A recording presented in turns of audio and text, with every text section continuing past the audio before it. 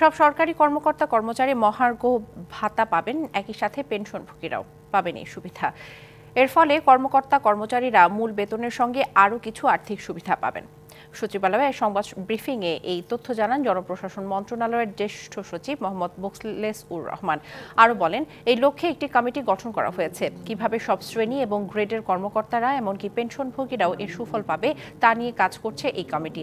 এছাড়া আন্দোলনরত অবসরপ্রাপ্ত বিভিন্ন গ্রেডের কর্মকর্তারা যেন আগের সুবিধায় গ্রেড পায় সেজন্য নেওয়া হচ্ছে উদ্যোগ।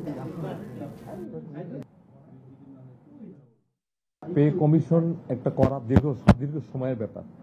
ইন্টারিম টাইমে একটা মহার্ঘ ভাতা কমিটি করেছে, যেখানে আমিও আছি।